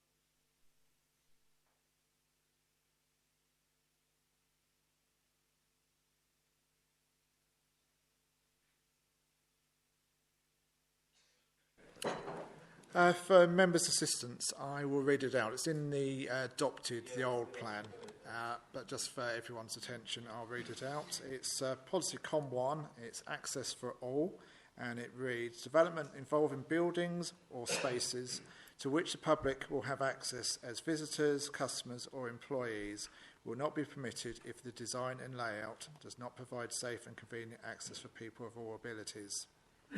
In particular, to ensure an inclusive environment development shall provide A, entrances which can easily and safely accessed by all users, including those with mobility and sensory impediments. B, safe and convenient access to the development for people of all abilities from parking areas, drop-off points and adjoining public spaces. And C, clear signposting of accessible facilities and routes to accessible entrances. In that regard, clearly you could say that refers to resident. Primarily, the way I read a lot of that's more to do with public buildings, rather than a residential dwelling. It doesn't mean a residential dwelling shouldn't meet mobility standards, but that has been considered as part of this application. There's been an appeal decision, and that hasn't been referred to in the inspector's judgment. That's what is before us tonight. Right. Yeah, you've all heard what Com1 does say in it, and you will make your own decisions with that in mind. Whether we are talking about a perfectly normal private house or whether that Com1 really applies to something where the general public will be going to and from on a regular basis. It is another point. And the one thing that was worrying me all the way along the line was this opening door, which at its very minimum for a DDA must be a good metre wide, and we've only got a metre footpath for it to stand over it. It completely blocks that footpath. But we didn't consider it last time, but it is a new application and we're not limited to what we said last time. So, Councillor Harris. I just wanted to bring your attention again to we're speaking about a metre gap for this new proposal, but of course the existing building, there's only going to be half a metre.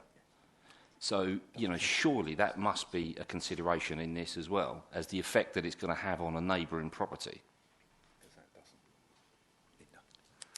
Yes, Councillor McWilliams. Can we just have confirmation as to what that actual width is there? Because no matter what from now on, and because of health and safety and everything else that goes along with conditions that we have in place no matter what, this property will forevermore have to be able to supply an disabled access. And it doesn't, if that is the case at the moment. That is purely my point of view. I'm coming from my health side of things, and it should perhaps be a planning requirement as well nowadays because of all the changes that there are. But it's just something that I think should be considered. Sorry, can I just clarify the width of the entrance? The footpath going up is a metre and a half.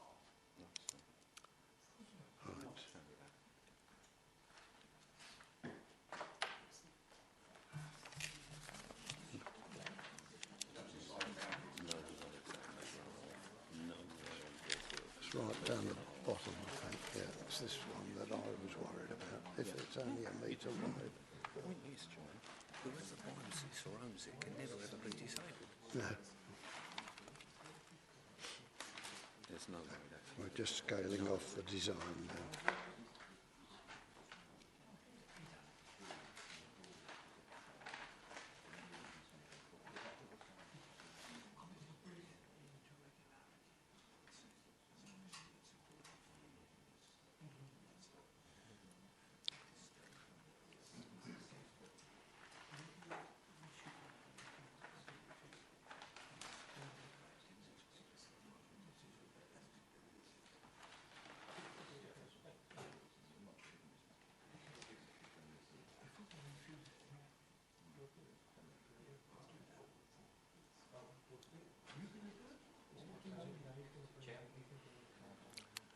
Right, we're just scaling off the actual distances, but yes, please. Okay. Whilst he's doing that, I just wanted to as I've proposed refusal on this, that to confirm that as it has now been brought to the attention, this COM1, I would actually like that to become a material reason for rejection as well, and add that to it. And the concern there is that you have the main entrance to this property on the side, which goes to a metre, which is what we've been told and led to believe that it's a metre gap there. You know, had the front door been on the front of the property, then all of a sudden it doesn't become an issue. But of course, bearing in mind that the front door is on the side, so it's a side door, this is very, very appropriate to bring this into consideration as well. Thank you. Yes. Just waiting for the scale. It's not on my scale or the right scale. Just bear with me a moment. So Cass just going. Only hasn't got that particular scale. Well, Chair. Yes. Chair. Sorry. Doesn't the planning inspector mention that there's a metre gap in his report? He refers to it.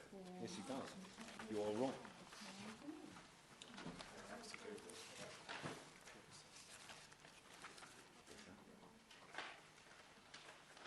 We've got a much more impressive ruler now.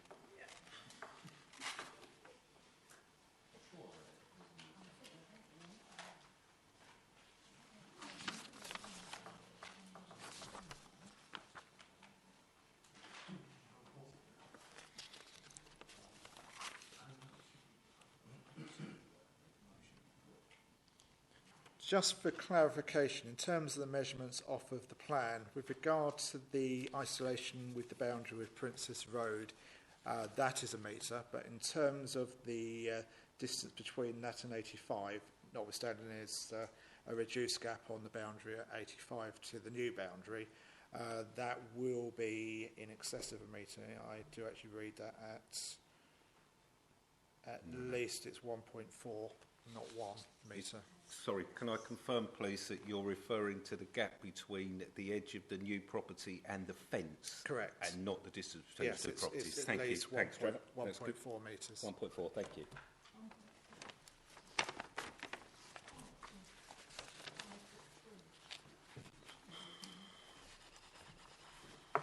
That's between the new house and the old one. No, and the fence. Oh, Just to clarify, that's where the new fence to this, so the side passageway to the new dwelling would be 1.4 to the existing dwelling. There'd be a reduced side onto that particular dwelling, right. But that dwelling will still have a front door on the front elevation, whereas this one is relying on the side elevation for the door entrance. Right. No, Chair, given you've told us there'll be a reduced size on the other side for the existing, what size would that be? Since we've now got the special ruler, we might as well put it to good use. Okay. Seems a shame to only use it once, doesn't it?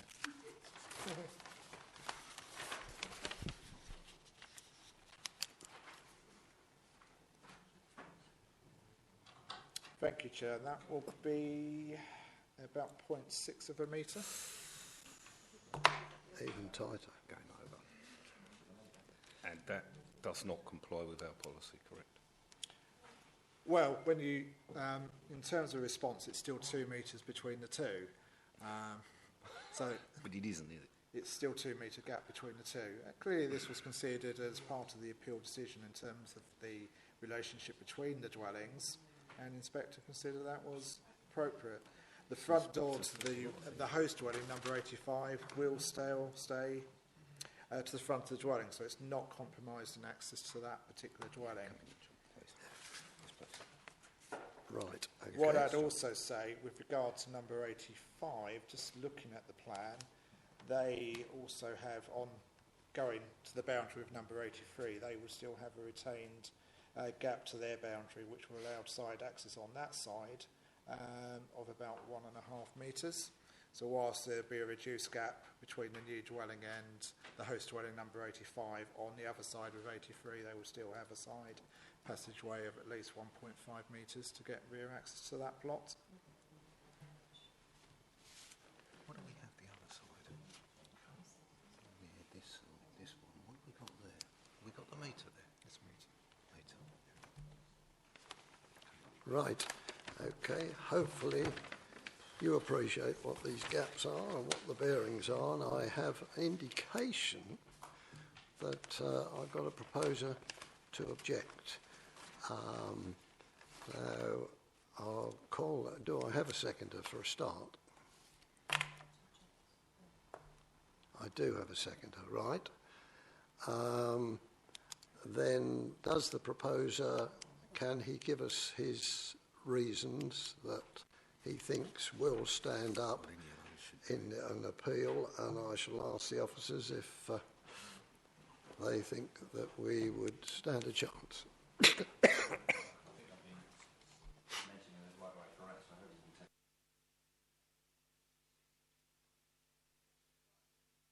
Sorry, there's a couple. HG6, HG9, HG14, QL9, and COM1. I think it's overdevelopment of the site, and it's out of keeping, out of character with the road that is there.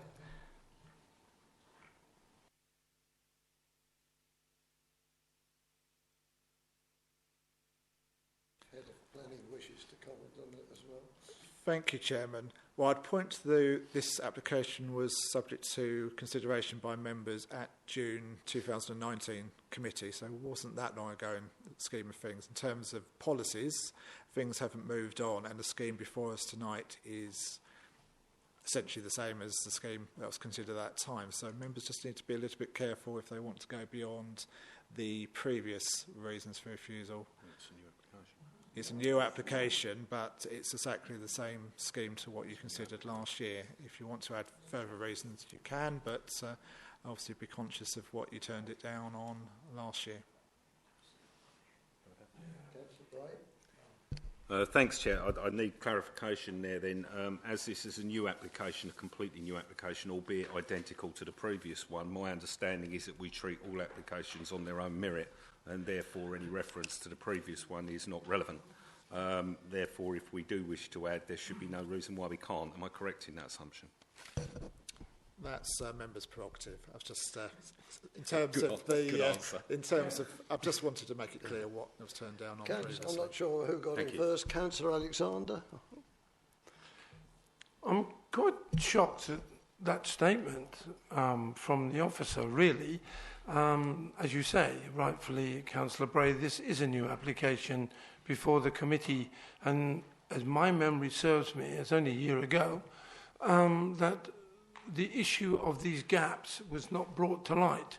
And as for adding to it, maybe for my fellow councillors, it's a correct and proper thing for them to do, is to see an application from a different point of view each time it is looked at and in a different light.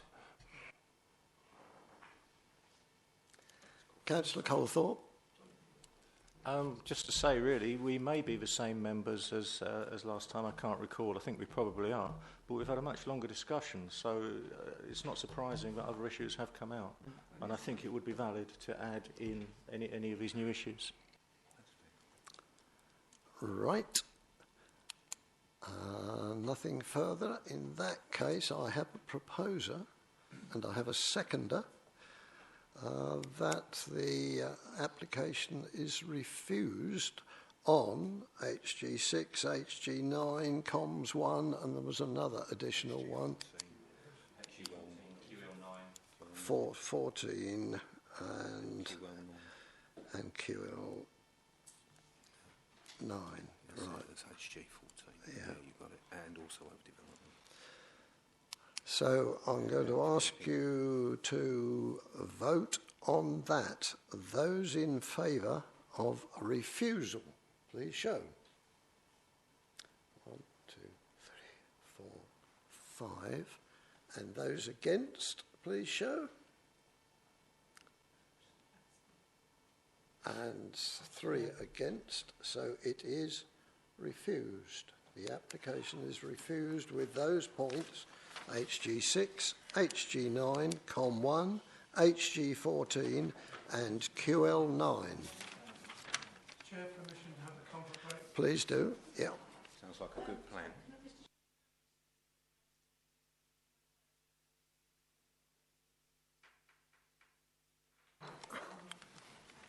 Come on then, Duck. First thing I must say, have you all got a copy of application number 01910, which is on a listed building, namely the Town Hall at Clacton. Has everybody got copies that wants one? Thank you, sir.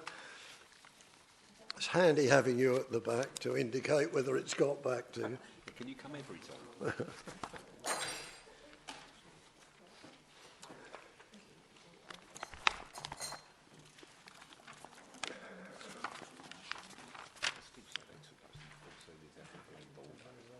Right, that being the case, if we've all got one, and we all know it's planning application A3, it appears on page 65 of the full agenda, and straight back to Mr. Faulkner again. Thank you, Chairman. The application before us relates to the Town Hall over at Clacton, which is a listed building, Grade 2 listed building. It dates back to the 1930s. The application before us, because it's a listed building, it's internal works, but does require listed builder consent, is for the restoration of the committee room and associated works following the removal of a number of partition walls and the removal of a false ceiling and associated works approved under a previous consent, which was 181498 listed building consent.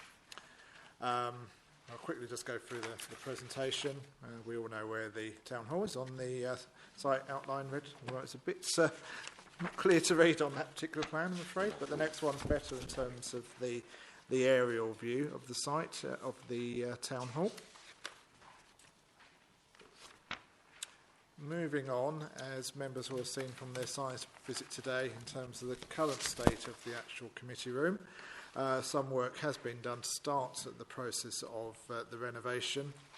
The first one shows a photo of the ceiling. They've removed a suspended ceiling to open up the existing roofscape. Clearly that has led to various issues in terms of what's been pulled away with it, which will be put back and repaired. Next image is of pillars, which will be repaired with plaster and reinforced material. Moving on from that, it shows a wall to be repaired with lime plaster and reinforcement with material to match the existing pattern and profile. Another image, the next one, is of high-level windows, which are to be restored following removal of the vents and new mullions and single glazing panels.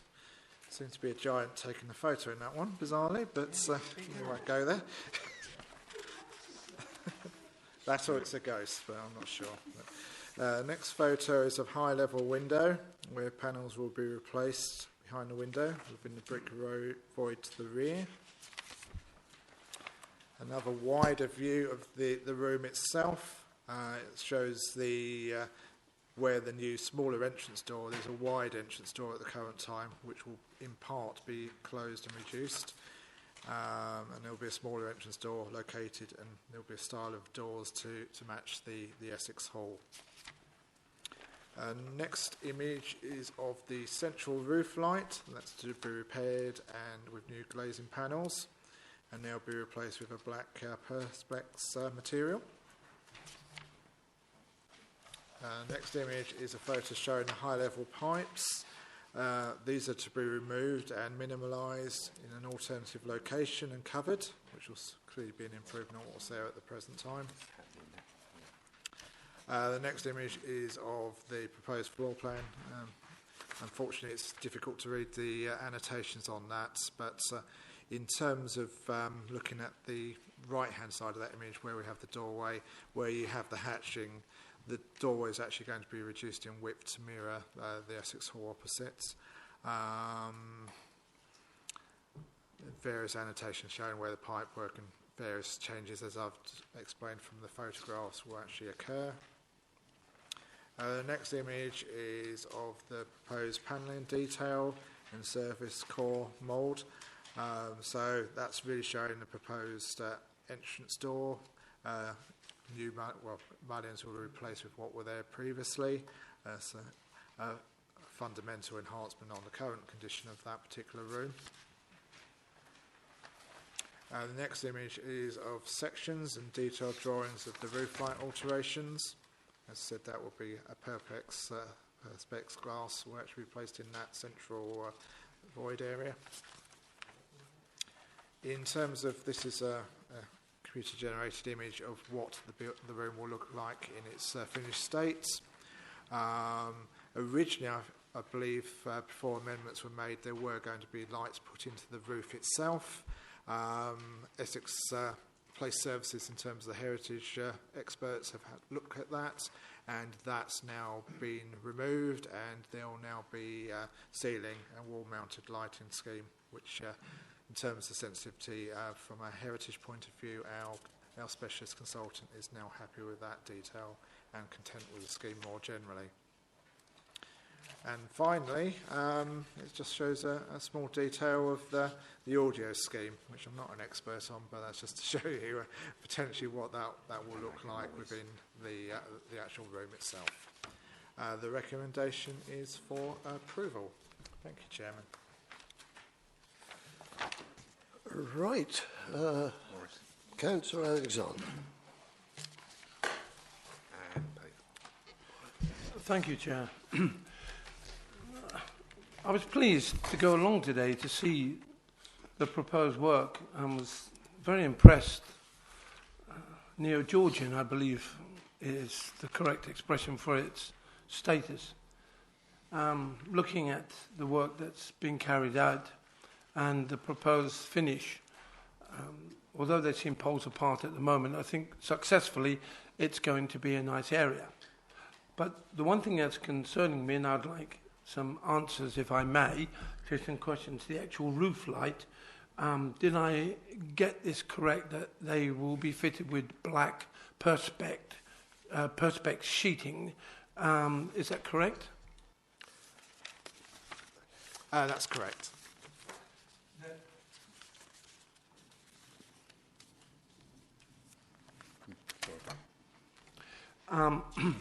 So, am I also correct in saying there will be no natural light in that room? I believe that's correct as well, yes. No. There's no chance to get to it. That's what we noticed this morning, wasn't it? Would you mind switching the mic? Sorry. Then, in that case, then I know that Councillor Crawthorne has some issues around this as well. Information, really. Thank you very much. Peter, yes. Thank you, Chairman. Looking at the officer's report, 6.7, the sole planning issue is whether the proposals have appropriate regard to the preservation of the special character of the listed building. Okay, fair enough. Very happy with that. 6.9, the supporting documents submitted state that the proposal is to restore the committee room back to its original form, and that's where I have a bit of a problem.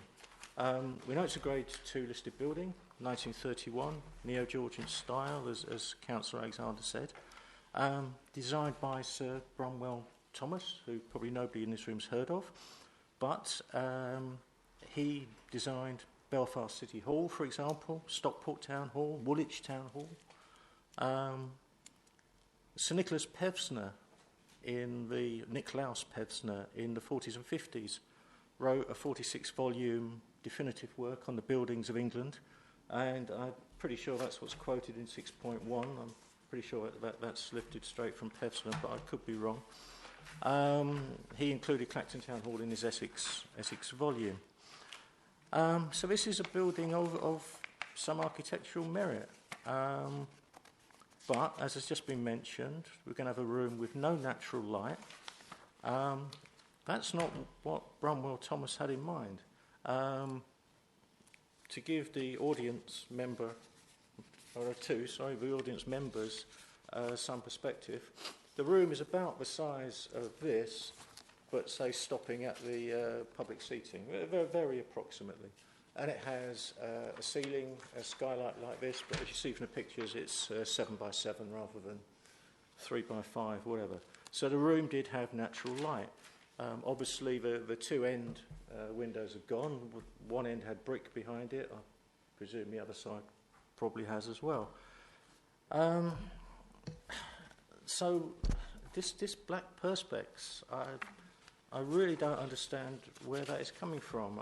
I asked the officer this morning, casually, why is it black perspex? And he said, oh, well, that's modern. But we're not looking for modern. We want to restore the committee room back to its original form. This black perspex, it's not an architect's office in Manhattan or Soho that we're dealing with here. It's an Grade 2 listed building of historical interest. So I've got a real problem with the design of the lighting. I would like to know, and I'm not sure if the officers are able to answer this tonight, what is above that skylight? We can clearly see in the past from the picture called Central Roof Light to be repaired that there were opening windows, and I think that's shown on another drawing.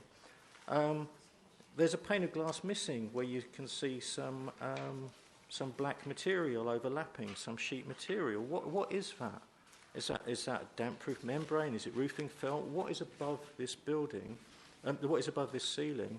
And can it be restored to a skylight where there's natural light?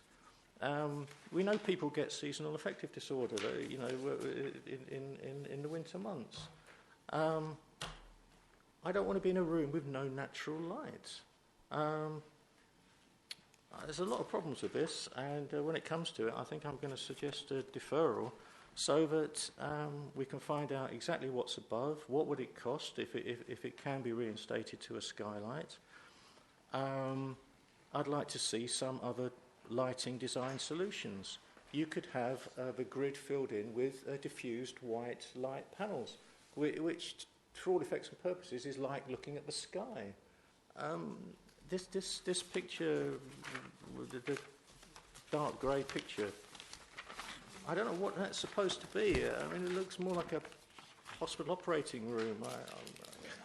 I don't know what it is. I don't like it. And when it comes to it, I'm going to recommend deferral for further studies. Thank you. I must admit, I'm beginning to get a build. I found it difficult to understand with the drawing which says it's going to be black plastic, and then you turn back and that's the lighting scheme. Now, why are the two, what sort of ceiling are we going to have? Standing as we were this morning, I think there's offices above this, so I don't think we can go right through, but at least if you're going to have panels, then it ought to be light, and I agree with you entirely that they certainly shouldn't be black. But there, I've got a list. Councillor McWilliams. Yeah, I actually just want to agree with that point of view, and when I saw and heard black, I said, for goodness sake, it was just that impression that you got because we've obviously got no daylight, and I believe it is offices above. I think that is what is above there. Yeah. It's as time has moved on and Wheelie came into you. Well, yeah, because Wheelie was... Yeah. Anyway, forget about Wheelie.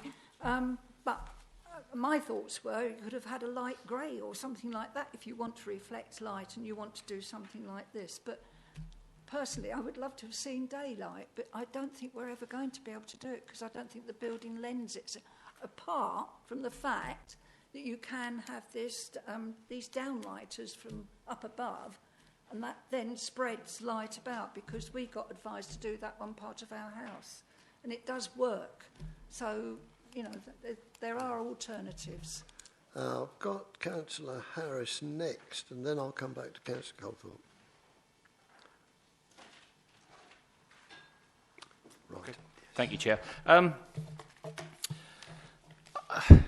don't think any of us are going to have a problem, obviously, with the actual proposed development of this. In fact, I was actually quite excited to see what was going on there.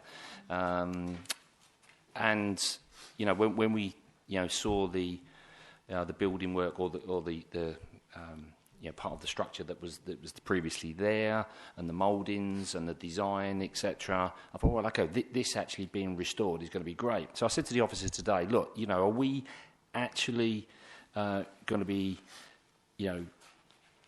sanctioning the design or just the purpose of the principle of using this room? And he says, no, the actual detail. So that's what we're doing. Now, I mean, we sit in this room here, and it's got some nice panelling around the walls, and it looks, pretty official, and it looks, pretty, bit of history there, some names on the wall there, and picture of the Queen, and it looks very sort of historic. And most council buildings and rooms, etc., are like that, in committee rooms, etc., and any ones that I've been to. But what we've got proposed is that. A hospital, theatre, or whatever it is, probably, I mean, can the officer confirm that is what the design is? And also, is that the only drawing that we're going to see? If we in this committee are going to sanction it, and our names are going to go, because somebody might go in years ago, but who authorised that? And, I want to see more pictures than that. I promise you, if I took home one picture to my wife when we had our kitchen designs at B&Q and IKEA, and I said, that's it, and she said, well, what else have you got? Is that it? She'd go mad.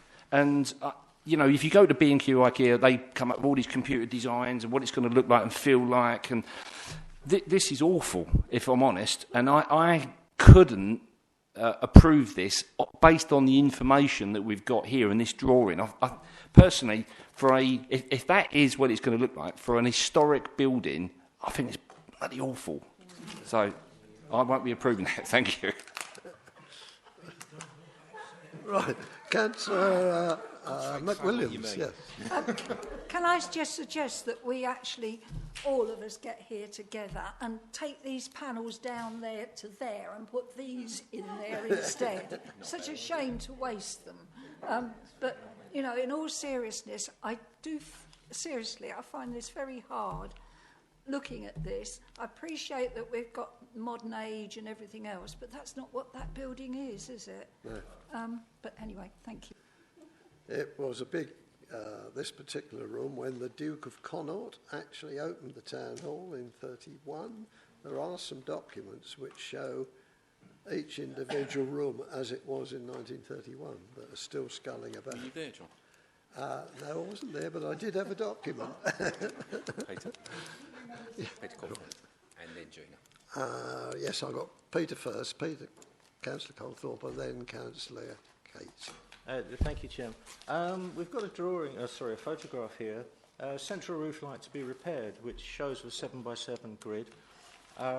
So presumably that wooden framing, whatever it is, can be retained.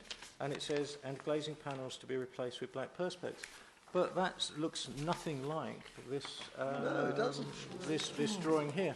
And I say, in my view, each of those 7x7, each of those 49 panels could retain the frame. They could have a very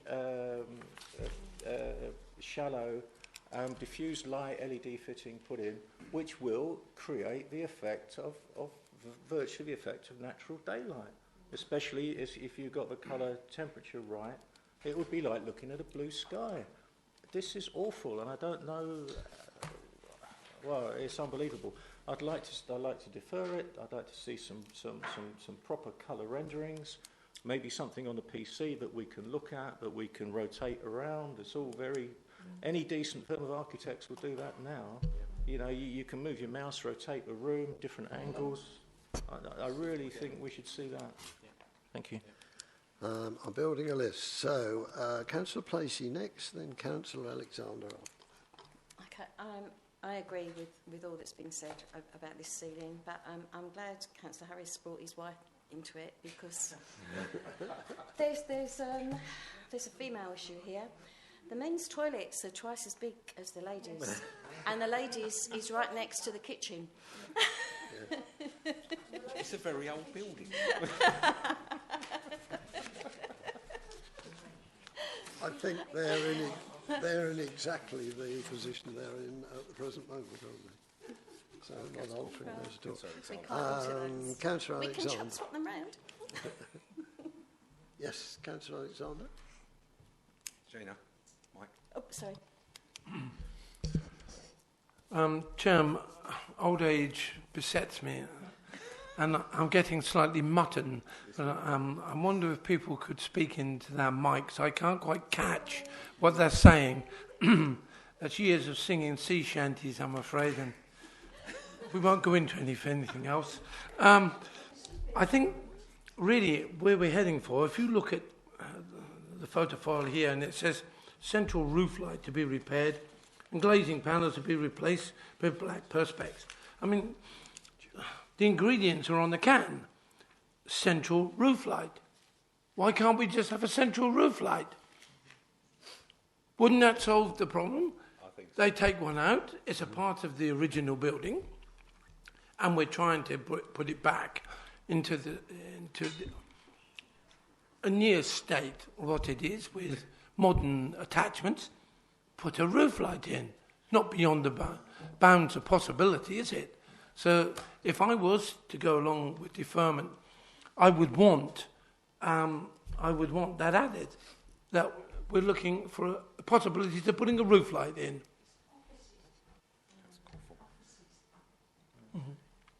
Councillor Cawthorpe. Hello? Okay. With all due respect to Councillor Alexander, I don't agree with that. I think we have to keep this existing wooden frame. I think the heritage people would say that that is part of the fabric of the building, and I like it. I would like to pursue this idea of 49 individual lights set within that, not destroy what's there. Thank you. Councillor Bray. Thank you, Chairman. Whatever it is we do with it, I think it's pretty clear that we're not absolutely sure what it is being done with it. I've got black windows sitting in front of me there. I've got a grey ceiling sitting down there. I don't see how black perspex turns into a grey ceiling. I have no idea what it is we're really looking at here. I hate deferring, but I don't think we've got any choice. So if Councillor Cawthorne is proposing deferral, then I'll second it. And I'd ask that, please, the people who've done this, can you come back with something that makes sense? Because this sort of doesn't. And I also agree that the keeping of the asset there is a heritage asset sitting up there. Let's not cover it up and wreck it. Let's bring it out and make it look where it should look. But I think we should give the people who've done this the opportunity to, shall we say, come up with something a little better than that. So I'll second that, Chair. So Councillor Cawthorpe was the proposer for deferment, and I won't call for it just yet. I'll get Councillor Bray seconding it, and now Councillor Harris, you indicate. Okay. Yeah. I mean, with any project like this, whether it's a kitchen, bathroom, or something like this, that there's a wish list, and because I'd love it to have real oak panels and gold leaf writing on the walls, diamond encrusted sockets. Chandeliers and everything. But there's one thing that we haven't probably mentioned, or I haven't seen, is cost. And cost has to come into this, because at the end of the day, I presume that this is ratepayers' money that we're talking about here as well. So, that absolutely needs to come into this. So whoever's managing this project just needs to, one, give us all the facts, give us the cost element in this, give us the pictures. We don't like what's put in front of us. I would absolutely back a deferment so that they come back to us with all the information. Thank you. Exactly right. All I'll say to that, it's been brought to the planning committee to talk in planning terms, not cost terms.